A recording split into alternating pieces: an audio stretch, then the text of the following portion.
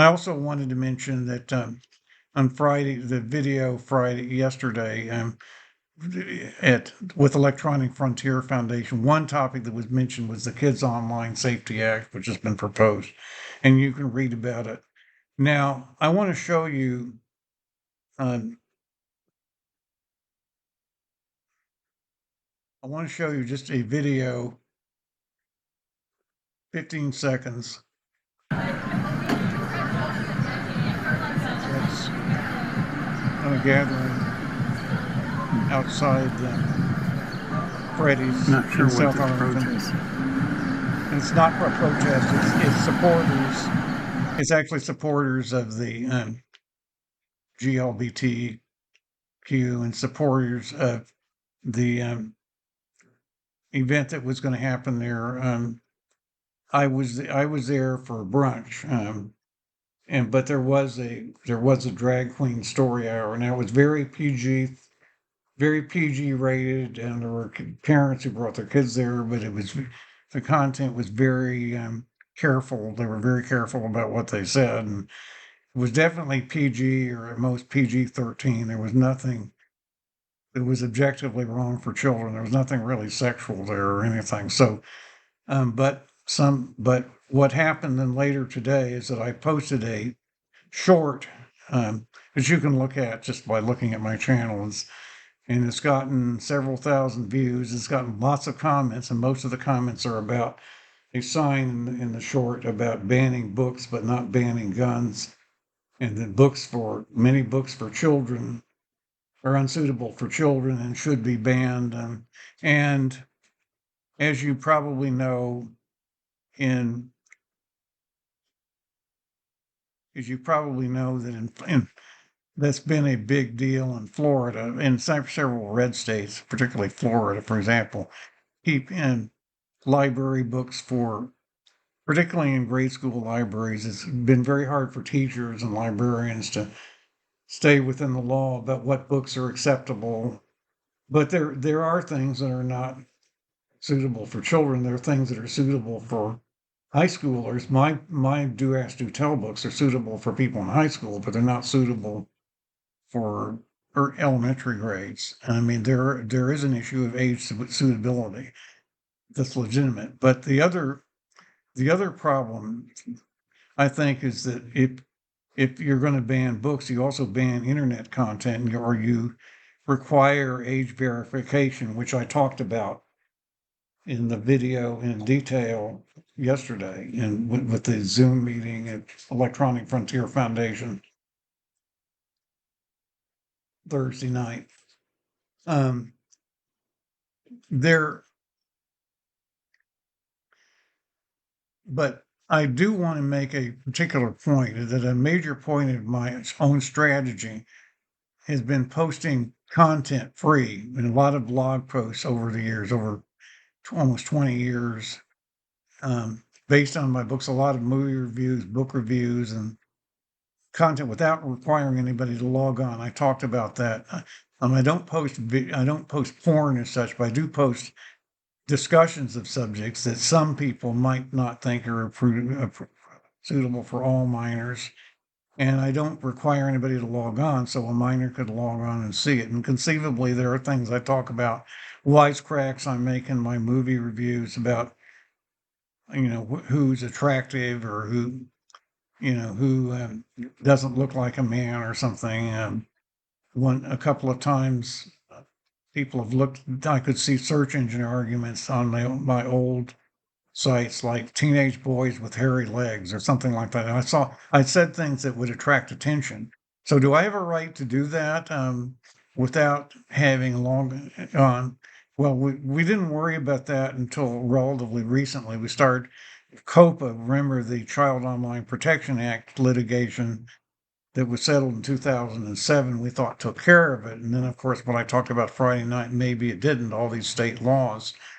Um, the But if I have the point being, if I have the right to do this as an individual without being accountable for what anybody does, um, with without being accountable for what anybody does, when they find my material, then shouldn't other, at least people, when they organize, particularly group people that think they're oppressed groups, or when they organize for their rights collectively, shouldn't they have a right to present their case to kids in schools? Which, of course, is tied to the idea of presenting gender theory in even in lower grades, presenting the idea of gender identity, which has become a legal concept, even though it's I think it's very subjective compared to binary sex. It's very subjective, and that's a problem. But yes, groups have a right to organize and lobby academia to present these things in schools, and they were, over a number of years, they were successful. Now, I think the medical community has acted in bad faith with some of the medical procedures on minors, particularly some of the puberty blockers and so forth. I think they've not fully checked out the long-term effects of what happens to kids if they're on them. Don't it would seem now we're finding out they haven't. They've had sort of a daisy chain of peer reviews and not been really not been completely ethical. And you're finding in Europe they're backing away. In England and Europe they're backing away from the United States. We may be starting to, but there really is a problem. But I think there's also sort of a psychological issue, and that is that we I was a boy who didn't, in grade school, didn't conform to gender norms very well. I couldn't do athletic things as well as other kids. And had I been happened to be in some states and been evaluated by teachers now, I might have been pushed into considering puberty blockers or transitioning. That wouldn't happen in this area in Northern Virginia, but in some states that might have happened to me if a reincarnation of me or something or somebody similar to me. Now, my problems were partly caused by non-gender things like having had the measles and so forth. They were actually caused by things that aren't related to sex. But um, so so the right of trans people to want to recruit people into activism for minorities or people they perceive as having problems, they certainly have that right. I was going to say that um, kids that don't perform as well according to their biological sex, particularly boys, and um, they may, um, they may feel they would be better off if they were called something else other than boys, if they were given some other name or pronouns that might relieve the pressure on them if they were allowed to pretend they could transition. But of course, imagine the problems you'll run into. What's going to happen to them when they're adults? We really haven't seriously processed that enough. But yes, it does. People are very judgmental about even attractiveness. We look at people that are not as gender conforming in the past. We look at them as not as attractive. And so kids face that. So they may feel they'll get a better shake in life if they're called something else because people don't want to include them in their lives personally, which is something that the upward affiliation I talked about in the video Tuesday. So there are legitimate psychological reasons about inclusion, why we've had DEI and why we've had this kind of pressure. Why on the trans movement, there's been more pressure on ordinary people that are to participate, with the pronoun, at least sharing pronouns and some of that. There are reasons why this has been asked of people. But on the right, we're seeing, the reaction, and some people will want to conflate transgenderism with homosexuality. And yeah, because they're not, we don't know exactly what happens. We say most boys that will outgrow it in puberty and they may become gay men. We're not sure what the converse is, if most gay men started out that way or not. It seems like a lot of them didn't, but that would be a very important thing. Um, But that's why the right may want it, age verification on all websites at some point, if you even discuss the subject. There is, and that's been the case. You know, the right tends to look at things. Um, you know, the right does sort of believe that men, particularly if they're marginal, can be motivated by religious purity and can be motivated by ethnic nationalism and zero sum game thinking. So knowing that everybody follows the rules kind of avoids the idea of contamination. But it also kind of implies disdain for weaker men outside of a family. And it's very interesting. The right in the heterosexual world has conflated this with another problem that George Gilder used to talk about men in marriage, that younger women wanting older men, wanting to be married, to marry older men rather than men their own age, throws a lot of imbalance in the system later on. But of course, the economy creates a lot of that. The winner take all world in our economy, and of course, the fact that women are not as dependent on men as they were at one time. It is kind of interesting because literature has dealt with this theme. I was in a book club on Tuesday night, and we reviewed the novel Emma by Jane Austen. And rather than getting married herself, the character just wants to be a matchmaker, sort of like what I've been. That's kind of an interesting idea.